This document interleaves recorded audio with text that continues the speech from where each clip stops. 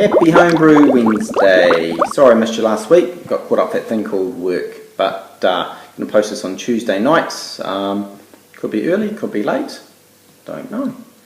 Reminds me of, in the States they had this, they were doing this sort of test on some preschoolers and they were asking them to finish some well-known sayings, and one of them was, I asked this little 5-year-old, please finish the saying, and they said, oh, better late than, and his response was, better late than pregnant. So we're not pregnant tonight, and we're not, but we're a little bit late or a little bit early, depending how you look at things. Alright, in the mash tun tonight, what have we got? Here's the setup.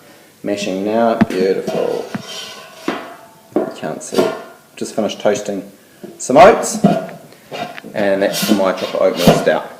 Like I said, I only ever brewed one other dark beer before, and I probably brewed 30 beers, all really looking at, basically with only 2 or 3 different malt profiles, really looking at hops, and yeah, going to make an oatmeal stout. I've got a few jobs tonight that I'm going to be doing, so as I do them, show you what's going on.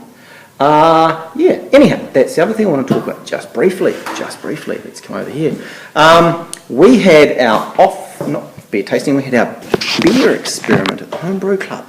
Yeah, that's right, and basically what we did was we brewed that smash beer, and last week, last Tuesday, that's why I didn't do my video earlier, we brought along our beers and we tasted them.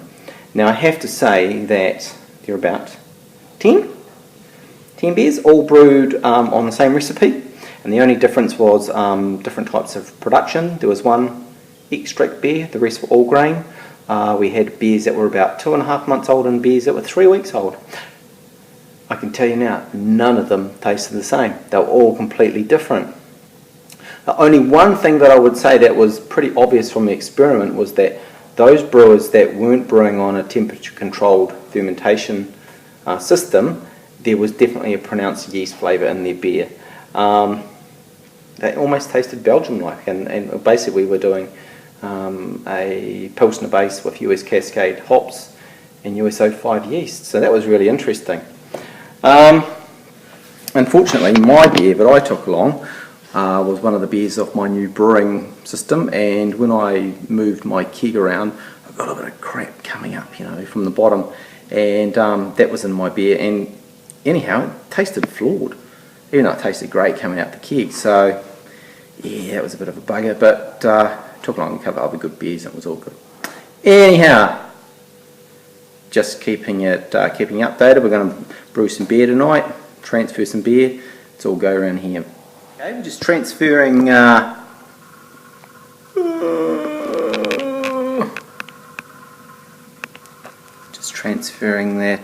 IPA that I made. Ooh, it's a bit bright. Whoa! Just transferring that black IPA. Well, not black IPA. I tried to make a black IPA and put 45 grams of chocolate malt in it. Into the keg. It's looking pretty good. Nice and clear. Nice and clear. Looking alright. Oh, shit. Just dragged a whole lot of shit into it. Okay, deal with this. Right, rectified that small problem. When I fill my keg, I just like to have a little cheeky taste.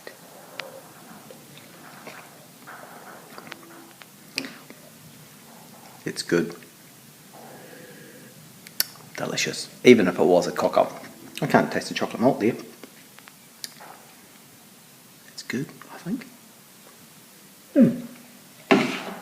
Alright, back to some more work, guys. Time we're mashing out now. Oh, look at that. Beautiful bag. Washing machine going in the bottom. Just at this moment, quick shout out to Jason Twos. Watch your stuff a lot, Jace. Love it. It's awesome. And another quick shout out to the Canadian Sasquatch.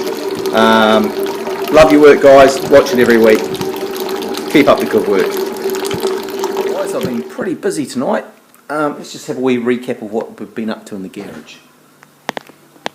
In the fridge, we have kegged. This here is my Irish ale made with the wild hops that I found. Over the back I've kegged my same beer, but I put a Belgium yeast in there. And over the back I've got my cocked up IPA. Oh shit.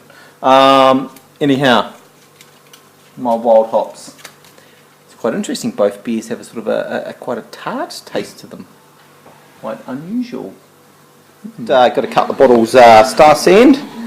Bit of a mix and a match. Got to send these out to a few people, a few bits and bobs. So, and back over here. Boiling away. Beautiful. Looking all good. Oh, I need to show you some stuff here.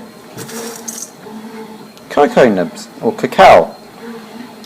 And the plan is that I'm going to put some of this in at flame out, and I'm going to put some of it in at secondary, or later on. Put it in there for a bit of flavouring. So that's the plan. See if it works. Chocolate stout's now in the fermenter.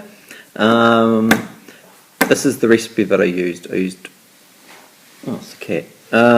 5 kg of pale malt, 450 grams of chocolate malt, that's a pound, half a pound or 225 grams of roasted barley, 225 grams of toasted oats, and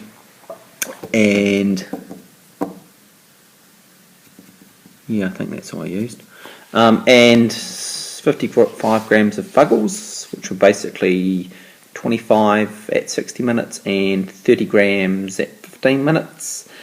And I also used just an US 04 yeast, and I've used about 15 grams of cacao at flame out, and probably planning to use about 30 grams of cacao at in secondary. So we'll see how that comes out. Planning on doing a few more experiments with them.